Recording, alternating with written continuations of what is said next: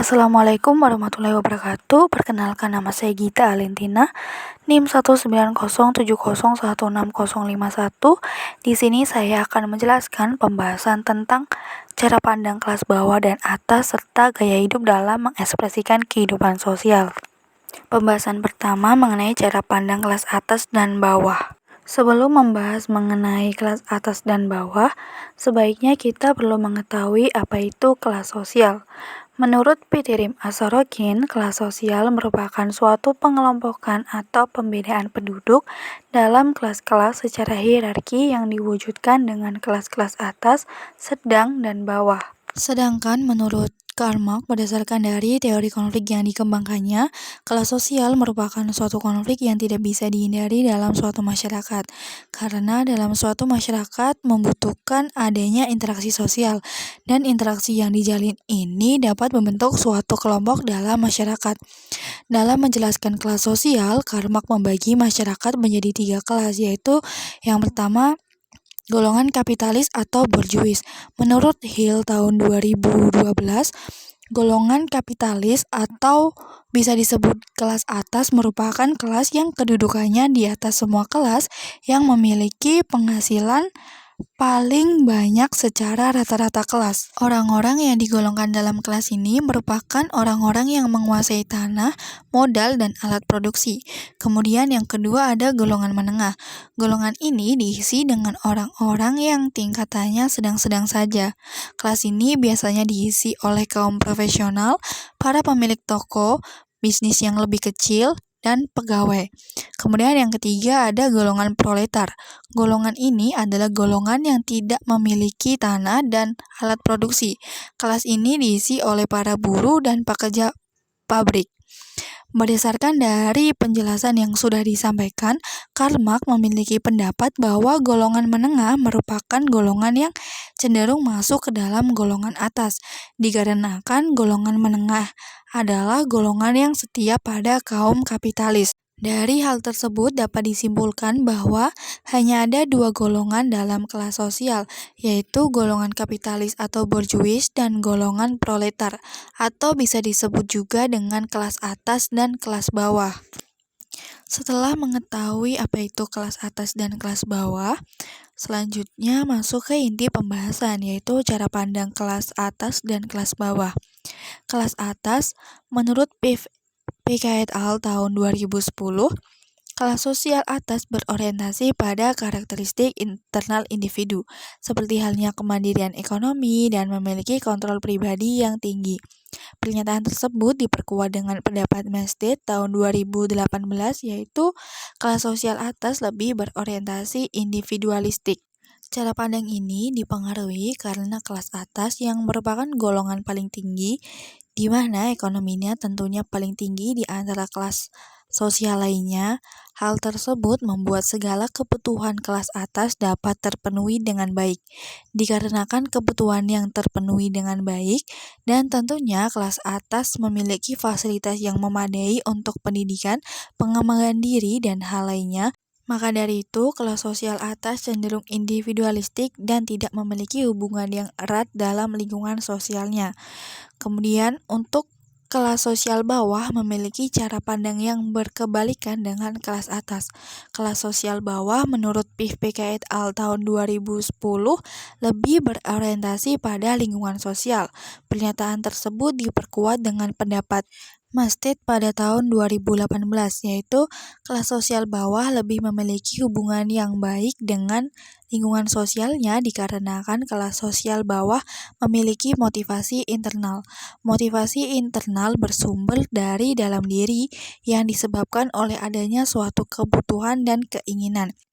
Motivasi internal yang dimunculkan kelas sosial bawah ini dapat menjadi tingkah laku prososial, di mana perilaku ini akan menjadi simbiosis mutualisme atau hubungan yang saling menguntungkan dalam hal memenuhi kebutuhan dan keinginan dirinya dan orang lain. Pembahasan yang kedua mengenai gaya hidup dalam mengekspresikan kehidupan sosial. Menurut Kotler dan Keller, gaya hidup merupakan sebuah pola hidup yang diekspresikan dalam suatu aktivitas, minat, dan opininya.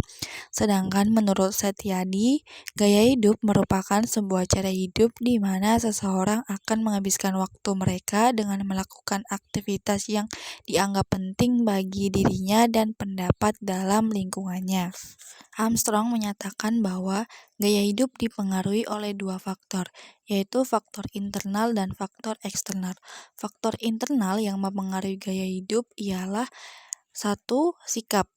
Sikap merupakan suatu keadaan jiwa dan pikiran seseorang yang dipersiapkan untuk memberikan sebuah tanggapan suatu objek yang dapat mempengaruhi sikap atau perilaku individu. Keadaan jiwa dan pikiran yang mempengaruhi sikap atau perilaku individu ini dipengaruhi oleh sebuah tradisi, kebiasaan, kebudayaan, dan lingkungan sosialnya. Yang kedua, pengalaman dan pengamatan. Pengalaman yang dimiliki oleh seseorang akan mempengaruhi cara pandang seseorang dalam melihat objek. Yang ketiga, kepribadian. Kepribadian yang unik dan berbeda-beda pada tiap individu tentunya memiliki karakteristik dan pola perilaku yang berbeda. Yang keempat, konsep diri. Konsep diri merupakan sikap yang diperoleh dari interaksi dengan sebuah kelompok tertentu, sehingga hal tersebut dapat memengaruhi perilaku individu dalam menghadapi permasalahan hidupnya.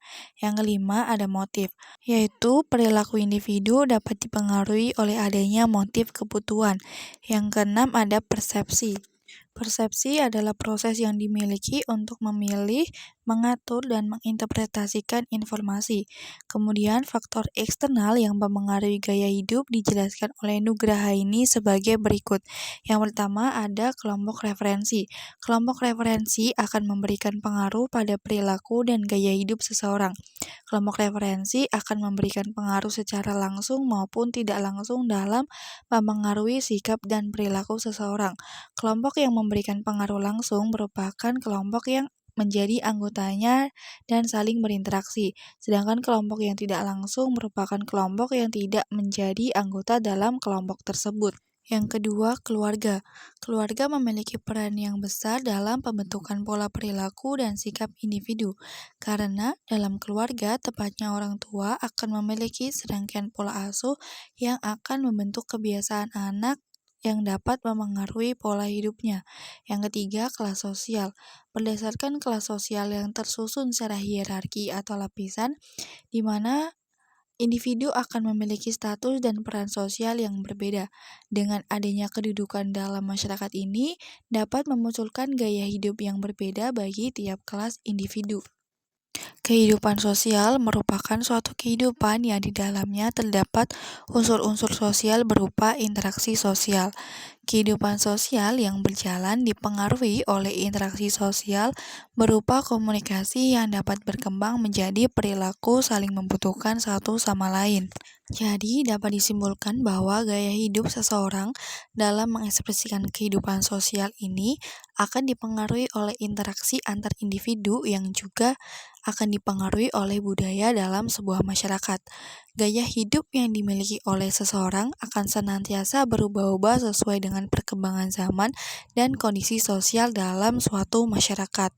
Sebagai contoh, saya mengambil dari artikel ilmiah karya Yulia Primadini dan Melita Sastri Budiani yang berjudul Hubungan Antara Gaya Hidup dan Kelas Sosial dengan Perilaku Konsumtif pada Remaja di SMA Trimurti, Surabaya.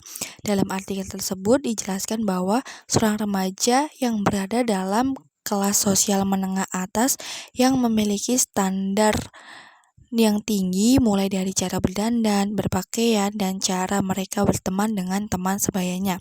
Interaksi yang terjalin antar individu juga dipengaruhi oleh adanya kegemaran dan minat yang sama.